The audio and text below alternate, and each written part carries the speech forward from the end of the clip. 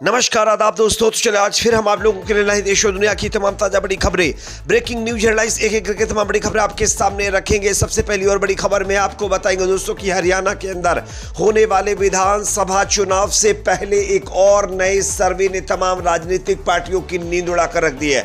यहाँ पर कांग्रेस पार्टी के लिए अच्छी खबर आ रही है। हरियाणा की 90 विधानसभा सीटों पर किस पार्टी के खाते में कितनी सीटें जाएंगी, इसके आंकड़े आगे आपको बताएंगे। साथ ही साथ अगली बड़ी खबर में आपको बताएंगे दोस्तों कि उत्तर प्रदेश के अंदर एक बार फिर बड़ा उलटफेर देखने को मिल सकता है। बीजेपी के अंदर यहां पर बगावत की खबर आ रही है। सपा में शामिल हो सकती है बीजेपी के नेता अपर्णा यादव। आगे इसकी भी जानकारी देंगे। साथ साथ अगली बड़ी खबर में आपको बताएंगे दोस्तों कि मौलाना तौकीर रजा ने एक बार फिर योगी सरकार को दे दी धमकी। किस मामले में धमकी दी गई, इसकी भी जानकारी आगे आपको देंगे। साथ ही साथ अगली बड़ी खबर में आपको बताएंगे दोस्तों कि हरियाणा के अंदर आम आदमी पार्टी के साथ गठबंधन को लेकर के कांग्रेस पार्टी में खींचतान शुरू हो गई है। कांग्रेस पार्टी के नेता अब आपस में भिड़ गए, किस तरीके से, इसकी भी जानकारी आगे आपको देंगे। साथ साथ अगली बड़ी खबर में आपको बताएंगे दोस्तों कि गुजरात की सरकार का बहुत बड़ा फैसला। गुजरात में अब गुटखा और पान मसाले की बिक्री पर प्रतिबंध लगा दिया गया है। आगे पूरी जानकारी आपको देंगे। साथ ही साथ अगली बड़ी खबर में आपको बताएंगे दोस्तों कि भारतीय ऑलराउंडर और क्रिकेट टीम के सुपरस्टार प्लेयर रविंद्र जडेजा ने भारतीय जनता पार्टी का दामन थाम लिया है। आगे इसकी भी जानकारी देंगे, इसकी वजह भी बताएंगे। साथ ही साथ गाजा से बड़ी खबर आ रही है दोस्तों, जहां पर हिजबुल्लाह ने एक बार फिर लेबनान बॉर्डर से इजराइल के ऊपर जबरदस्त तरीके से हमले शुरू कर दिए हैं। आगे इसकी तस्वीरें भी हम आपको दिखाएंगे। उससे पहले छोटी सी रिक्वेस्ट करेंगे, अगर ये वीडियो आपको पसंद है दोस्तों तो लाइक करिए, शेयर करिए, चैनल पर नए तो सब्सक्राइब करने के बाद बेल आइकन को प्रेस करना ना भूले। बात करेंगे पहली और बड़ी खबर की।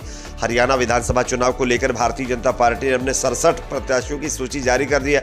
इस सूची में जहां नए चेहरों को जगह दी गई तो वहीं हारे प्रत्याशियों को भी दोबारा मौका दिया गया है। हालांकि यह भी उल्लेख करना जरूरी है कि पार्टी के कई नेता टिकट ना मिलने के कारण नाखुश दिखाई दे रहे हैं। लेकिन दोस्तों इसी बीच हरियाणा के अंदर वोटिंग से पहले एक नया सर्वे सामने आया है जिसके आंकड़े चौंका देने वाले हैं। आपको बता दें कि सट्टा बाजार के अंदर यह सर्वे किया गया है और सट्टा बाजार के हिसाब से इस सर्वे के मुताबिक कांग्रेस पार्टी के लिए अच्छी खबर आ रही है।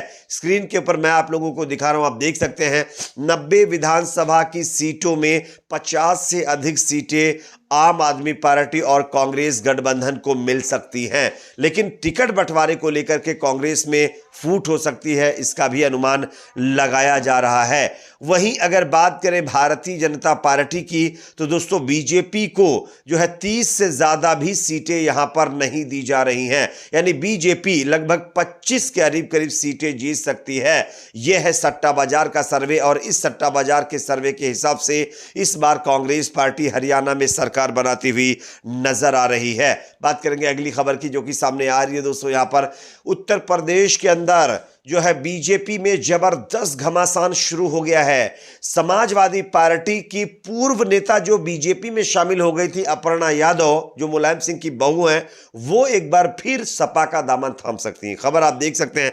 भारतीय जनता पार्टी की नेता अपर्णा यादव के संदर्भ में सूत्रों से दावा किया गया है कि फिर से वो समाजवादी पार्टी में शामिल हो सकती हैं। इस पर भारतीय जनता पार्टी की यूपी इकाई के अध्यक्ष भूपेंद्र चौधरी ने प्रतिक्रिया दी है। अपर्णा पर भूपेंद्र ने कहा है कि कोई नाराजगी नहीं है, वह अपना काम ठीक से कर रही है। उन्होंने कहा कि ऐसा नहीं है, वह हमारे साथ हैं और बीजेपी में कंधे से कंधा मिलाकर काम कर रही है। मैंने संबंधित विभाग के मंत्री से बात की है तो उन्होंने बताया है कि अपर्णा सोमवार को पदभार संभालेंगी। हमें यह अपेक्षा कभी नहीं थी कि वह अपने ही परिवार के खिलाफ बोलेंगी। हम विचारधारा की पार्टी है। बीजेपी के सबका साथ सबका विकास की रणनीति पर वह आगे बढ़ रही है।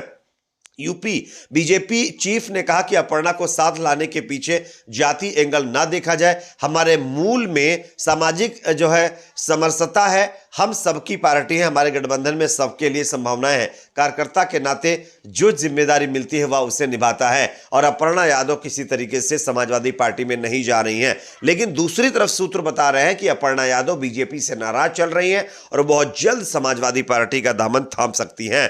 अगली खबर की बात करेंगे जो कि सामने आ रही है दोस्तों। मौलाना तौकीर रजा ने एक बार फिर योगी सरकार को धमकी दे दी है। खबर स्क्रीन पर आप देखिए। इत्तेहाद मिल्लत काउंसिल के प्रमुख मौलाना तौकीर रजा का एक और बयान सामने आया। उन्होंने कहा है कि हम अन्याय के खिलाफ दिल्ली में एक बैठक करने जा रहे हैं। हम 15 करोड़ हैं, 20 करोड़ हैं या 25 करोड़ हैं, हमें नहीं पता। हमने अब तक अपने आप को रोक कर रखा है, लेकिन लगता है कि सरकार हमारी अमन पसंदी को कमजोरी के तौर पर देख रही है। तो हमें सरकार को जो है बताना है कि कमजोर नहीं है, हम कमजोर नहीं है। कानून को हाथ में लिए बगैर विरोध प्रदर्शन किया जाएगा। हम 1% भी निकल गए और सड़क पर आ गए तो सरकार को जवाब देना मुश्किल हो जाएगा। दरअसल देश के अंदर जिस तरीके से मुसलमानों को टारगेट किया जा रहा है, मुसलमानों को परेशान किया जा रहा है, उसकी आवाज उठाते हुए मौलाना तौकीर रजा खान ने इस तरीके का बयान दिया है। अगली खबर की बात करेंगे जो कि सामने आ रही है दोस्तों। हरियाणा के अंदर विधानसभा चुनाव से पहले अब कांग्रेस पार्टी के अंदर खींचतान भी शुरू हो गई है। खबर आ रही कि आम आदमी पार्टी के साथ गठबंधन को लेकर के कई कांग्रेस पार्टी के नेता राजी नहीं हो रही हैं, जिसके चलते यहां पर जो है बगावत देखने को मिल रही है। खबर स्क्रीन पर आप देखिए। हरियाणा में विधानसभा चुनाव को लेकर सियासी पारा हाई है। उम्मीदवारों के नामों पर मंथन किया जा रहा है और लिस्ट फाइनल की जा रही है। इसके अलावा गठबंधन का दौर भी जारी है। इन सबके बीच यहां एक तरफ बीजेपी की पहली लिस्ट जारी होने के बाद नेताओं की बगावत देखने को मिली है, तो वहीं दूसरी ओर कांग्रेस में लिस्ट जारी होने से पहले खींचतान शुरू हो गई है। इसके मद्देनजर पार्टी आलाकमान ने फिर से हरियाणा चुनाव को लेकर सीईसी की बैठक बुलाने का फैसला किया है। सीईसी शुक्रवार शाम 5 बजे जो है बैठक बुलाई जाएगी।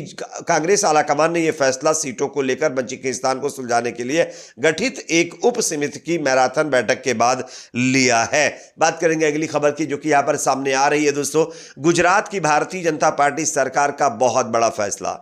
गुजरात सरकार से जारी विज्ञप्ति में कहा गया है, यानी आदेश में कहा गया है कि मैं कोई भी व्यापारी या दुकानदार तंबाकू युक्त गुटखा या पान मसाला बेचते स्टॉक करते पकड़ा गया तो उसके खिलाफ सख्त कार्रवाई की जाएगी। दरअसल गुजरात में भूपेंद्र पटेल की सरकार लोगों के स्वास्थ्य को लेकर गंभीर दिख रही है। प्रदेश में बीजेपी की सरकार में गुटखा और पान मसाले की बिक्री के खिलाफ सख्त रुख अपना रही है। सरकार ने आम लोगों और भावी पीढ़ियों के स्वास्थ्य को बनाए रखने के लिए राज्य में गुटखा और तंबाकू युक्त पान मसाले पर अपने व्यापक प्रतिबंध को 1 और साल के लिए बढ़ा दिया है। यानी गुजरात के अंदर अब आप लोगों को गुटखा पान मसाला नहीं मिलेगा। इस पर प्रतिबंध 1 साल के लिए और बढ़ाया गया है। अगली खबर की बात करेंगे जो कि सामने आ रही गुजरात से ही, जहां पर क्रिकेट टीम के ऑलराउंडर रविंद्र जडेजा ने नई पारी की शुरुआत कर दी है। वो अब भारतीय जनता पार्टी में शामिल हो गए। भारतीय टीम के स्टार ऑलराउंडर रविंद्र जडेजा ने हाल ही में T20 इंटरनेशनल से संन्यास का ऐलान किया था। अब उन्होंने नई पारी की शुरुआत कर दी। वह भारतीय जनता पार्टी के सदस्य बन गए हैं। जामनगर विधायक और रविंद्र जडेजा की पत्नी रिबाबा जडेजा ने एक्स पर इसकी जानकारी दी है। अगली खबर की बात करेंगे जो कि सामने आ रही है दोस्तों। एक बार फिर हिजबुल्लाह ने इजराइल के ऊपर जबरदस्त तरीके से कार्रवाई की है। स्क्रीन पर खबर आप देख सकते हैं। 5 से ज्यादा रॉकेट लेबनान बॉर्डर से इजराइल के कई इलाकों में फेंके गए हैं, जो कि वेस्टर्न जो है गलीली में जाकर के गिरे हैं, जहां पर काफी नुकसान होने की खबर भी सामने आ रही है। इस पर आप लोगों की अपनी क्या राय कमेंट सेक्शन में जरूर बताएं। वीडियो को लाइक शेयर, चैनल पर नए तो सब्सक्राइब जरूर करें।